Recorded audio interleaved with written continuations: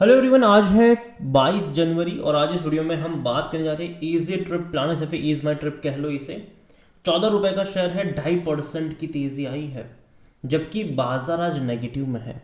आज अगर आप अपना पोर्टफोलियो ओपन करके देखोगे तो भाई साहब बहुत बड़ा फॉल आपको देखने को मिल रहा होगा अपने पोर्टफोलियो में। लेकिन यहाँ पर तेज़ी है, ये ग्रीन में है आज। और बात करना बनता भी है इस कंपनी के बारे में, क्योंकि देखा जाए तो ये काफ़ी ज़्यादा वॉलेटाइल रहा है। अब तक ये गिर ही रहा था, 17 रुपये से लगातार ये गिरा ही था। आज जाकर इसने तेज़ी दिखाई है। और इंटरेस्टिंग चीज़ ये है कि एक दिन पे भरोसा कर सकते हैं कि नहीं, ये सबसे बड़ा सवाल है। क्योंकि इससे पहले भी अगर आप देखोगे तो एक दिन की तेज़ी दिखाई, उससे ज़्यादा गिरा, 2 दिन की तेज़ी की दिखाई, उससे ज़्यादा गिरा, फिर एक दिन की तेज़ी दिखाई, उससे ज़्यादा गिरा, और फिर दोबारा एक दिन की तेज़ी आई है। तो भरोसा करना कितना सही है कितना मुश्किल है वही हम यहाँ पर डिस्कस करेंगे। लेकिन उससे पहले चैनल को सब्सक्राइब नहीं किया है तो प्लीज़ अभी इसे सब्सक्राइब कर लीजिए, क्योंकि आगे भी बहुत सारे वीडियोस हैं जो आपको काफ़ी ज़्यादा हेल्प करेंगे। तो इजी ट्रिप प्लानर्स का शेयर 14 रुपये का है। एक महीने में 15% का फॉल यहाँ पर देखने को मिल चुका है, और एक साल में अगर आप देखोगे तो 37% का फॉल है। भयंकर गिरावट। देखो, अगर कोशिश भी इसने करी है तो उससे ज़्यादा ही ये गिरा है। और देखिए यहाँ पर अगर आप देखोगे कि यार 14 रुपये का शेयर है, पैनी स्टॉक अगर आप इसको कंसिडर करते हो तो अगेन मैं कह दूँ ये है नहीं। अगर आप ये देखते हो कि यार कंपनी प्रॉफिटेबल है और डबल डिजिट में ट्रेवन 15 रुपये के नीचे ट्रेड कर, अगर आप उस पर्सपेक्टिव से सोच रहे हो तो आपका पर्सपेक्टिव यहाँ पर गलत है। क्योंकि कंपनी कोई पेनी स्टॉक नहीं है। पहली चीज़, इसको पेनी स्टॉक बनाया गया है बोनस दे देकर, स्प्लिट हो होकर। वरना एक्चुअली में अगर इसने बोनस वगैरह स्प्लिट न करा होता पिछले 2-3 सालों में तो इसका प्राइस 500-600 के आसपास होता। तो बोनस और स्प्लिट के जरिए इसको पेनी स्टॉक बनाया गया है। और जो यहाँ पर फाउंडर सीईओ थे वो भी कंपनी को छोड़ के जा चुके हैं। बहुत सारी क्वांटिटी भी उन्होंने ओपन मार्केट में बेच दी। अभी भी हालांकि उनके पास शेयर्स ज़रूर है जो कि उन्होंने बोला है कि वो नहीं बेचेंगे, लेकिन कल किसने पता, क्योंकि आगे भी जब बिकवाली करी थी तो किसी को बोल के बिकवाली उन्होंने तो करी नहीं थी, डायरेक्टली सरप्राइज में बेच दिया था सबको यहाँ पर। अगर आप यहाँ पर बात करने जाए इस कंपनी में तो अभी देखो एक अपडेट आई हुई है, छोटी सी अपडेट है आज की, लेकिन इतनी बड़ी भी अपडेट नहीं है जिससे नेगेटिव बाजार में तेज़ी देखने को मिले। ठीक है, इन्होंने साइन करा है MOU with Penang conventional and exhibition bureau. ये भैया पेनांग जो है वो भैया वो मलेशिया में है। ठीक है, तो यहाँ पर अगर आप देखोगे तो इन्होंने इनके साथ एमओयू साइन करा हुआ है, presence in Indian market.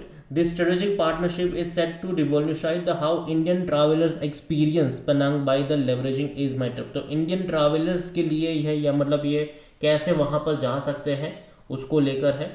और यहाँ इस डील के अंतर्गत होगा ये कि ईज माई ट्रिप जो होगा वो एक डेडिकेटेड पेनांग पेज बनाएगा, जिसके अंडर मलेशिया के जो माइक्रो साइट है, जिसको डेस्टिनेशन कह लो, टूरिस्ट डेस्टिनेशन कह लो, उसकी पूरी डिटेल आपको वहाँ पर देखने को मिलेगी।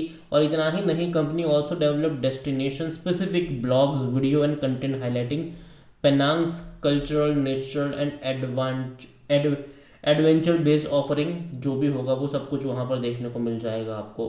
तो सिंपल सी बात है, वहाँ की टूरिज्म को प्रमोट करने की बात हो रही है यहाँ पर। ठीक है, वहाँ की जो टूरिज़्म है, मलेशियन टूरिज़्म है, उसको प्रमोट करने की यहाँ पर बात हो रही है। उसके लिए उन्होंने यहाँ पर एमओयू साइन करा हुआ है। और यहाँ पर अगर आप देखो तो highlight niche tourism market suggest destination wedding हो गया, वेलनेस टूरिज़्म हो गया, ठीक है, और भी चीज़ें यहाँ पर है। तो सारी चीज़ें वो है यहाँ पर करने वाले। अगेन ये कोई इतनी बड़ी अपडेट नहीं है, ठीक है, और उसके चलते कोई इतनी बड़ी तेज़ी एक्सपेक्टेड भी नहीं है। लेकिन ऑलरेडी बहुत ज़्यादा गिरावट थी तो बीच बीच में ये थोड़ी बहुत तेज़ी दिखाता है, लेकिन बाद में अगले दिन वापस से गिरावट भी देखने को मिल जाती है। तो एक दिन की तेज़ी पर भरोसा करना मुश्किल तो है। और जहाँ तक वॉल्यूम देखें तो ऑलरेडी 6.25 करोड़ तक के शेयर यहाँ पर ट्रेड हो चुके हैं, और अभी भी मार्केट ऑन है। शायद मार्केट जब क्लोज होगा शायद आपको 7 करोड़ तक के वॉल्यूम देखने को मिल जाएंगे यहाँ पर। और जहाँ तक देखिए ऑल टाइम हाई 36 रुपये का, अगेन मैं कह दूँ ये उससे ऊपर ट्रेड कर चुका है। ये एडजस्टेड प्राइस है, इसका लो 5 रुपये कभी नहीं गया है। ये भी एडजस्टेड प्राइस है। ये बोनस और स्प्लिट के वजह से आपको ये इस प्राइस पे देखने को मिल रहा है, वरना एक्चुअली में अगर आप देखोगे तो इसका जो प्राइस था वो काफ़ी हाई था। ये एडजस्टेड प्राइस है।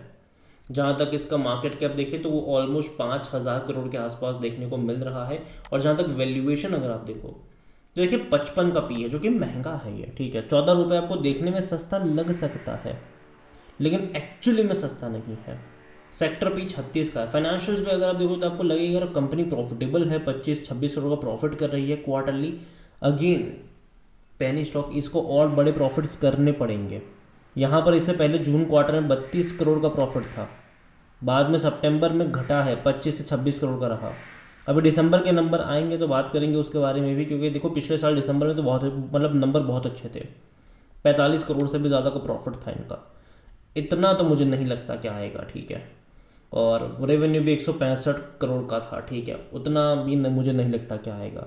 अगेन ये मेरा मानना है, ठीक है, नंबर्स आने बाकी है, देखेंगे कैसे आएंगे। और जहाँ तक मैं अभी के लिए तो इतना ही कहूँगी, देखो 45 करोड़ का प्रॉफिट लगता नहीं कि मुझे आएगा, और जब मार्केट और जब रिजल्ट्स आते हैं तो पिछले साल से ही कंपैरिजन होता है, हेडलाइन वही बनती है कि ईयर ऑन ईयर बेस पे इतना अप है इतना डाउन है। तो जब नंबर्स आएंगे 45 करोड़ से ज़्यादा का प्रॉफिट नहीं होगा तो भैया यही दिखाया जाए कि फॉल हुआ है प्रॉफिट में, और उसके चलते भी शेयर में गिरावट पॉसिबल रहेगी। तो यहाँ पर जो एक दिन की तेज़ी है उसके ऊपर मैं भरोसा नहीं कर रहा हूँ, मुझे लगता है कि 1-2 दिन में वापस यहाँ पर आपको गिरावट देखने को मिल सकती है, ठीक है। और नतीजे इनके बहुत जल्दी आने वाले हैं, जब रिजल्ट्स आएंगे बात करेंगे उसके बारे में भी, तब तक के लिए थोड़ा सा वेट कर लीजिए। और डेफिनेटली तब मैं आपको वीडियो बनाकर अपडेट भी कर दूंगा। तो चैनल को सब्सक्राइब करना भूलिएगा नहीं, बेल आइकन को प्रेस जरूर कर लीजिएगा। और जहाँ तक शेयर होल्डिंग की बात करें, प्रमोटर ने भाई साहब जम के बेचा है, जम के प्रमोटर ने बेचा है। देखो दिक्कत प्रॉब्लम जो इस कंपनी से मेरी रही है वो यही है कि प्रमोटर ने बेचा लेकिन किसी इंस्टीट्यूशन ने खरीदा नहीं है, सिर्फ छोटा इन्वेस्टर ही यहाँ पर खरीद के मरे जा रहा है, और नुकसान में भी है वो, ठीक है। यहाँ पर अगर आप देखोगे तो 22% से जो होल्डिंग थी रिटेल इन्वेस्टर की, वो बढ़ के कहाँ पर आ गई, 33-34 पर आ गए, वही खरीद रहा है, इंस्टीट्यूशन कोई नहीं खरीद रहा है। यहाँ पर 0.26% की होल्डिंग है उनके पास। प्रमोटर की होल्डिंग 50.38%, बड़ी बिकवाली प्रमोटर ने खरीदी 64.30, एक ही दिन में 14% का स्टेक बेच दिया था यहाँ पर जो प्रमोटर है, मतलब जो प्रमोटर थे, अभी तो नहीं है, कंपनी छोड़ चुके हैं, एक ही दिन में बेचा था इतना सारा क्वांटिटी इन्होंने। और जहाँ तक म्यूचुअल फंड्स भी अगर आप देखोगे तो 0.26% पर ही है, 2.74% डोमेस्टिक के पास है, 2.58% एफआईज के पास है, रिटेल बड़ी क्वांटिटी में है, अदर पार्टीज 10.26% का स्टेक यहाँ पर लेकर बैठे हुए हैं। ओवरऑल अगर मैं बात करूँ एज माई ट्रिप को लेकर, वो कंपनी मुझे लगता है कि इस सेक्टर में, इस स्पेस में कंपटीशन बहुत ज़्यादा है। गोआईबीबो से लेकर अदानी से लेकर भाई साहब आपको मेक माई ट्रिप से लेकर बहुत सारी कंपनीज है, ऑर्गेनाइज और अनऑर्गेनाइज तो और भी ज़्यादा है यहाँ पर। तो ऐसे में जो मार्जिन होते हैं इन कंपनियों के वो बहुत छोटे रह जाते हैं, बहुत छोटे रह जाते हैं। और कहीं ना कहीं वो सबसे बड़ा चैलेंज होगा इनके लिए कि कैसे टिक पाएंगे वो। और कंपनी के जो प्रमोटर थे, मैनेजमेंट थे, वो भी इस चीज़ को जानते थे, इसीलिए वो अपने बिजनेस को डाइवर्सिफाई भी कर रहे थे, ठीक है। जब राम मंदिर का इनॉग्रेशन हुआ था जो अयोध्या में, तब उन्होंने अनाउंस करा था कि होटल बिजनेस में वो एंट्री करेंगे, 5 स्टार होटल खोलेंगे वहाँ पर। उसके बाद क्या हुआ कोई नहीं जानता, ठीक है।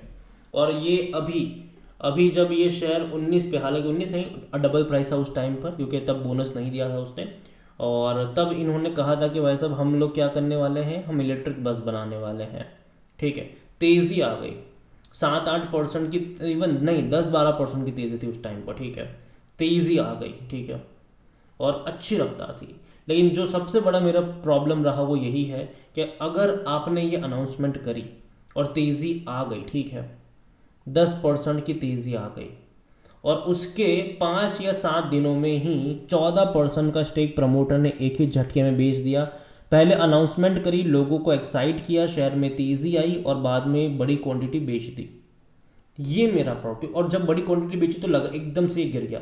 तो यहाँ पर उस खबर को ध्यान में रखते हुए जिन लोगों ने खरीदारी करी होगी, जो छोटा इन्वेस्टर खरीदारी करके बैठा होगा, वो फंसा का फंसा रह गया यहाँ पर। या तो भाई साहब आपको पहले शेयर बेच देने चाहिए थे, उसके बाद इस खबर को अनाउंस करना चाहिए था, लेकिन आपने पहले खबर अनाउंस करी, शेयर में तेज़ी आई, उसके बाद आपने क्वांटिटी को बेचा, तो ये थोड़ा सा गलत रहा मेरे हिसाब से। और जहाँ तक बात करी जाए तो कंपनी अगर आप देखो तो भाई साहब उतना ज़्यादा कॉन्फिडेंस वाला शेयर नहीं है, मतलब चार्ट पैटर्न नहीं है इसका। और जो मेन थे निशान पिट्टी वो अब जा चुके हैं, उनके ब्रदर ने अब बिजनेस की बागडोर संभाली है। अब देखते हैं कि क्या होगा वहाँ पर। और हालांकि अगेन निशान पिट्टी के पास अभी भी बहुत सारी क्वांटिटी है जिसको वो कभी भी बेच सकते हैं। हालांकि उन्होंने बोला तो नहीं है कि, मतलब उन्होंने बोला तो है कि वो नहीं बेचेंगे, लेकिन वो कब तक वो भी देखना रहेगा। बीच में एक इंटरव्यू में उन्होंने ये भी कहा था कि कंपनी के पास 400 करोड़ रुपए तक का कैश भी है जिसका इस्तेमाल एक्सपांशन के लिए भी किया जाएगा। देखते हैं कि उसका भी क्या होगा, लेकिन अभी के लिए मैं इतना ही कहूँगा कि एक बार इनके रिजल्ट्स आ जाने दीजिए।